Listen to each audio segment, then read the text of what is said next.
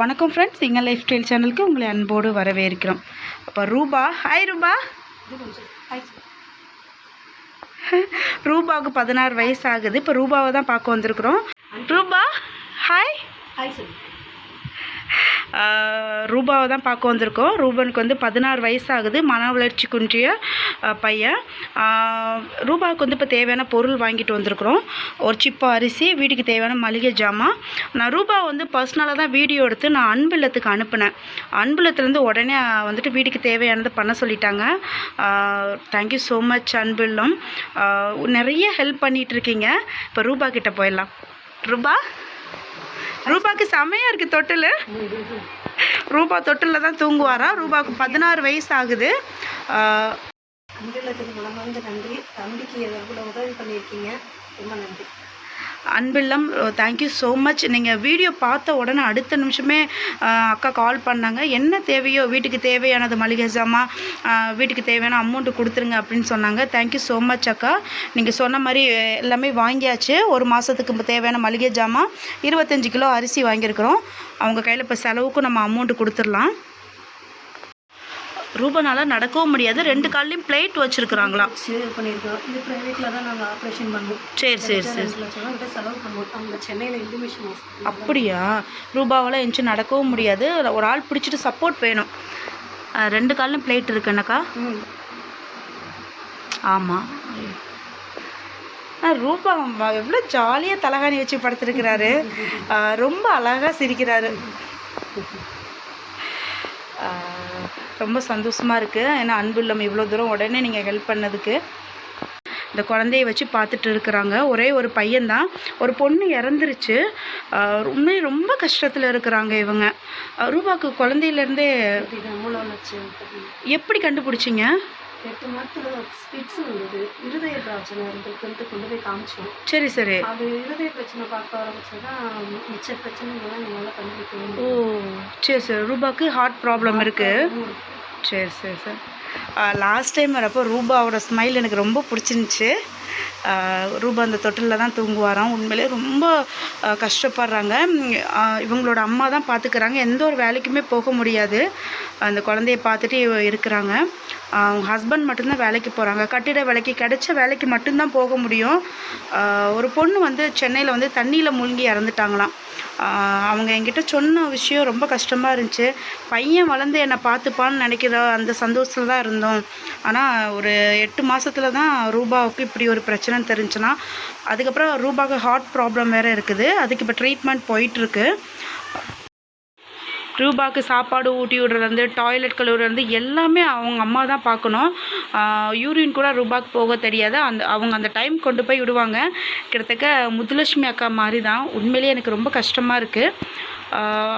அந்த ஃபோட்டோவில் இருக்கிறது அவங்களோட அக்கா, ரூபாவோட அக்கா. அவங்க தண்ணியில் மூழ்கி இறந்துட்டாங்களாம். ஒரே பையன்தான் ரூபா.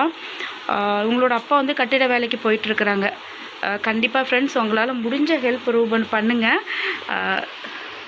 எவ்ரி ரூபா வந்து செக்கப் கூட்டி போயிட்டுருக்காங்க. ரூபன், ஹாய். ஸ்மைல் பாருங்களா, அழகாக இருக்குது.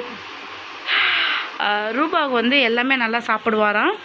டைமுக்கு ஊட்டி விடுவாங்க. எல்லா வேலையும் இந்த அம்மா தான் பண்ணணும். உண்மையிலேயே அது ரொம்ப கஷ்டம்தான். இந்த வீட்டில் தான் இருக்கிறாங்க. ரொம்ப குட்டியான வீடு தான். இப்படியே தான் தொட்டிலில் படுத்துருப்பாரு போல் இருக்குது. பசினா சொல்லுவாப்புல. சாப்பாடு வேணும்னா சாப்பாடு வேணும்னா இப்படி காட்டுவோம். டீ வேணும்னா இப்படி காமிப்போம். அப்படி காட்டுவார். ஆக்ஷன் பண்ணிடுவோம். தண்ணி வேணும்னா கரெக்டாக நார்மலாக அப்படி காட்டுவோம். தண்ணி காட்டுவார். மிச்சபடி யூரின் போகிறதெல்லாம் சொல்ல தெரியாது. நம்மளாம் பாத்ரூம் வருதாடான்னு கேட்டு தான் சொல்லுவோம். போகணும். பாத்ரூம் வருதுன்னா ஒரு மாதிரி அது கொடுப்போம். கொடுக்கும்போது நம்ம தெரிஞ்சுட்டு கூட்டிகிட்டு போயிடணும். சரி. மிச்சபடி ரொம்ப அனிசியாலாம் இருக்க மாட்டோம். சரி, சேட்டெல்லாம் இல்லை, அமைதியாக எவ்வளோ அழகாக தொட்டில் கட்டியிருக்காங்கன்னு பாருங்களேன். ரொம்ப கீழே உட்காந்துட்டு இருக்க முடியாது. கட்டில் போடவும் இடம் இல்லை. ஆமாம், கட்டில் போட முடியாது. ரொம்ப குட்டியான வீடு தான். இந்த ரூமு பக்கத்தில் ஒரு ரூம் மட்டும்தான். ரொம்ப குட்டியான வீட்டில் தான் இருக்காங்க. கட்டில் கூட போட முடியாதுங்கிறாங்க. உண்மையில் இது கட்டிலும் போட முடியாது. ரூபா அழகான சிரிப்பா. சரி, ஸ்மைல் பண்ணு. Smile please. ஸ்மைல் பண்ணு. சரி, ஃபோட்டோ எடுக்கிறாங்க பாரு. சரி. ரூபா வந்து ஸ்கூலுக்கு போயிட்டுருக்காங்களா, ரூபனுக்கு வந்து சைக்கிள் தேவைப்படும்னு சொல்கிறாங்க. கண்டிப்பாக உங்களால் யாராவது முடிஞ்சால் ரூபாவுக்கு ஒரு சைக்கிள் நம்ம வாங்கி கொடுக்கலாம். சைக்கிளில் வச்சுட்டு கொண்டு போய் விட்டுட்டு வந்துடுவேங்க எனக்கா. ஸ்கூலுக்கு ரூபன் போயிட்டுருக்கிறாரு. ரூபனுக்கு தேவையானது வாங்கி கொடுத்து அந்த மன திருப்தியோடு கிளம்புறோம். உண்மையிலேயே ரூபனை பார்க்கும்போது ரொம்ப ஹாப்பியாக இருக்குது. ரொம்ப சமத்து பையன். ஸ்கூலுக்கு போயிட்டுருக்கீங்களா? ரூபா ஸ்கூலுக்கு போகிறாராம். அவருக்கு ஒரு சைக்கிள் தேவைப்படுது. அந்த அக்காவால் வந்து தூக்கிட்டு போக முடியலங்கிறாங்க. சைக்கிள் இருந்துச்சுன்னா தள்ளிகிட்டே போயிடுவாங்க. அதைத்தான் நம்மக்கிட்ட கேட்குறாங்க. கண்டிப்பாக ஒரு நல்ல மூலம் ஏதோ ரூபனுக்கு சைக்கிள் வாங்கி கொடுப்பாங்க. தெரியுது. ரூபா ஹாய் ஹாய் ஹாய். கிஸ்ஸி கொடுக்குறாங்க. கிஸ்ஸி. ஐயோ வெக்கமா வெக்கமா ரூபனுக்கு வெக்கமா. உண்மையிலேயே அக்கா நல்லா தொட்டில் கட்டி ரூபாவை நல்லா தூங்க வச்சுருக்குறாங்க. எனக்கு கீழே உட்காந்துருந்தா முதுகு வலிக்கும்னு கட்டிலும் இல்லை, அதனால் இதில் போட்டு வச்சுருக்குறாங்க. அன்பில்லம் சார்பாக ரூபனுக்கு வந்து செலவுக்கு அமௌண்ட் கொடுத்தாச்சு. நாங்கள் கிளம்புறோம் ரூபா விட்டு. உண்மையிலே ரொம்ப சந்தோஷமாக இருக்குது. ரூபா வந்து எப்போவுமே ஹாப்பியாக இருக்கணும். நான் அடுத்தடுத்து ரூபாவுக்கு தேவையான உதவிகளை பண்ணுவோம். சைக்கிள் மட்டும் இப்போதைக்கு கேட்டிருக்காங்க.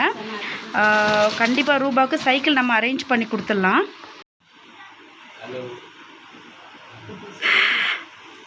ரூபா எப்போவுமே ஹாப்பி. ரொம்ப கஷ்டமாக இருக்குது. ஃபஸ்ட் டைம் நான் வந்து பார்த்தப்பவே ஹாய் சொன்னார் எனக்கு. ரூபா ஸ்கூல் போயிட்டுருக்காங்க. எங்கள் பக்கத்தில் வந்து மன வளர்ச்சி குன்றிய குழந்தைங்களுக்கு ஸ்கூல் இருக்குது. அங்கே கொண்டு போய் இந்த அக்கா கொண்டு போய் விட்டுட்டுருக்காங்க. ஏன்னா தூக்கிட்டு போக முடியலைங்கிறாங்க. ரொம்ப கஷ்டப்படுறாங்க. ரூபாவுக்கு ஒரு சைக்கிள் இருந்தால் ரொம்ப நல்லாயிருக்கும். கண்டிப்பாக ஒரு நல்ல உள்ள சைக்கிள் வந்து வாங்கி கொடுப்பாங்க. எனக்கு அந்த நம்பிக்கை இருக்குது. உண்மையிலேயே குழந்தைய அவ்வளோ நல்லா பார்த்துக்கிறாங்க. இங்கே நாங்கள் விசாரித்த வரைக்குமே சொல்கிறோம். எப்போதுமே தூக்கிட்டு தான் போவாங்களாம். அவ்வளோ அழகாக பார்த்துப்பாங்க. ஒரு கை குழந்தை மாதிரி பார்த்துப்பாங்கன்னு சொன்னாங்க. அதுக்காகவே நம்ம அக்காவுக்கு ரொம்ப நன்றி சொல்லணும். இப்போவும் அதுதான் சொல்லுவாங்க. ரூபாவை வந்து ஹாஸ்டலில் விட்டுருக்குறாங்க. ட்ரஸ்ட்டில் விட்டுட்டு இருக்க முடியலன்னு கூட்டிகிட்டு வந்துட்டாங்க ரூபாவை. ஒரே ஒரு பையன்தான். இவங்க எப்போவுமே ஹாப்பியாக இருக்கும். நம்ம தேவையானதை இவங்களுக்கு நிச்சயமாக பண்ணிகிட்டே இருப்போம். ரூபா பாய் சொல்கிறாரு. நம்மளும் கிளம்பலாம். ரொம்ப மன திருப்தியோடு நாங்கள் கிளம்புறோம். தேங்க்யூ ஸோ மச் அன்பு இல்லம். நீங்கள் மேலும் மேலும் நீங்கள் உதவி பண்ணிக்கிட்டே இருக்கணும். டீ சாப்பிட சொல்கிறாரு.